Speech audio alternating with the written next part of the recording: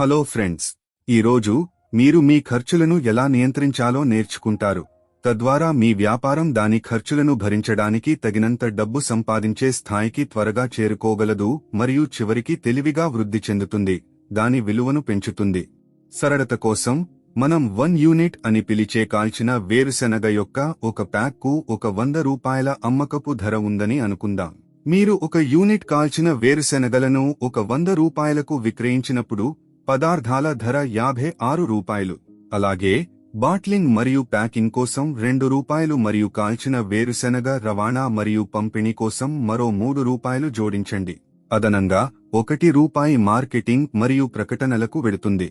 కాబట్టి మీరు విక్రయించే కాల్చిన వేరుశెనగల సంఖ్యతో మారుతూ ఉండే మీ అస్థిర ఖర్చులు ప్రతి యూనిట్కు సుమారు 62 రూపాయలు. ఇప్పుడు మీరు ఎన్ని యూనిట్ల కాల్చిన వేరుశెనగలను విక్రయించినా స్థిరమైన ధరలను చూద్దాం. మీరు కాల్చిన వేరుశెనగను ఒక 100 రూపాయలకు విక్రయించినప్పుడు ఫ్యాక్టరీ స్థలాన్ని అద్దెకు ఇవ్వడానికి 2 రూపాయలు, విద్యుత్, నీరు వంటి వినియోగాల కోసం మరో 2 రూపాయలు, మీ కార్మికులకు చెల్లించడానికి 5 రూపాయల వరకు కేటాయించండి. మీరు బాహ్య కార్మికులను నియమించుకుంటే, మీరు రుణం తీసుకుంటే, మీరు చెల్లించాల్సిన వడ్డీకి అదనంగా 1 రూపాయిని చేర్చండి. ఇదంతా స్థిర ఖర్చులకు సుమారు 10 రూపాయల వరకు జతచేస్తుంది. మీరు స్థిర మరియు అస్థిర ఖర్చులు రెండింటినీ కలిపినప్పుడు కాల్చిన వేరుశెనగ ప్రతి యూనిట్కు 72 రూపాయలు ఖర్చు అవుతుంది. ఇది ఒక 100 రూపాయలకు విక్రయించబడుతుంది. అంటే మీరు కాల్చిన వేరుశెనగ ప్రతి యూనిట్కు 28 రూపాయల లాభం పొందుతారు. అయితే మీరు 9 రూపాయల పన్నులు చెల్లించాల్సి రావచ్చు. కాబట్టి పన్నుల తరువాత మీ లాభం కాల్చిన వేరుశెనగకు సుమారు 19 రూపాయలు. మీ నికర లాభాల మార్జిన్ 19% అని చెప్పడానికి ఇది ఒక సరళమైన మార్గం. ఇప్పుడు ప్రణాళిక భాగం కోసం మీకు 2 ఎంపికలు ఉన్నాయి. మీ లాభంలో కొంత భాగాన్ని తిరిగి వ్యాపారంలో పెట్టుబడి పెట్టండి లేదా ఆ డబ్బును మీకోసం ఉపయోగించుకోండి. మీ లాభంలో సగం అంటే 9.50 రూపాయలు స్టాక్ వంటి విషయాల కోసం తిరిగి వ్యాపారంలోకి పెట్టడం తెలివైన పని. అప్పుడు మీరు మిగిలిన 9.50 రూపాయలను మీకోసం లేదా ఇతర ప్రయోజనాల కోసం ఉపయోగించవచ్చు. త్వరగా లాభం పొందడానికి మీ స్థిర ఖర్చులను తగ్గించడానికి ప్రయత్నించండి. కాల్చిన వేరుశెనగల తయారీకి ఒక స్థలాన్ని అద్దెకు తీసుకునే బదులు మీ సొంత షెడ్ను ఉపయోగించండి. ప్రారంభంలో కార్మికుల ఖర్చులను ఆదా చేయడానికి కుటుంబ సభ్యులు మీకు సహాయం చేయండి.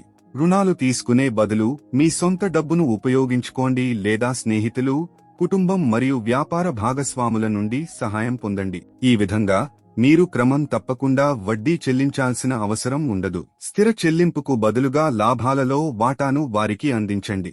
మీరు ఈ ఖర్చులను తక్కువగా ఉంచుకుంటే మీరు 2వ నెల నాటికి లాభం పొందడం ప్రారంభించవచ్చు. మీ వినియోగదారులు మీ ఉత్పత్తులను ఇష్టపడినప్పుడు మరియు మీ వ్యాపారం పెరిగినప్పుడు దానిని నడపడానికి మీకు ఎక్కువ డబ్బు అవసరం. మీరు ఎక్కువ మెటీరియల్లను కొనుగోలు చేయాలి, ఎక్కువ ఉత్పత్తులను తయారు చేయాలి మరియు పూర్తయిన వస్తువులకు తగినంత డబ్బు మరియు దుకాణాలకు క్రెడిట్ కలిగి ఉండాలి. ఇక్కడే తగినంత పని మూలధనం ఉండటం ముఖ్యం. ఇది మీ వ్యాపారం ఎదగడానికి సహాయపడుతుంది. మీరు ఈ డబ్బును బ్యాంకులు లేదా స్థానిక సమూహాల నుండి పొందవచ్చు, కానీ మీ స్వంత ఆదాయాన్ని ఉపయోగించడం చౌకైన మార్గం.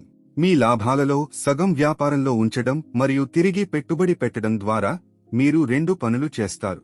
మీకు పని చేయడానికి ఎక్కువ వర్కింగ్ క్యాపిటల్ ఉంటుంది మరియు మీరు మీ వ్యాపారం యొక్క విలువను పెంచుతారు.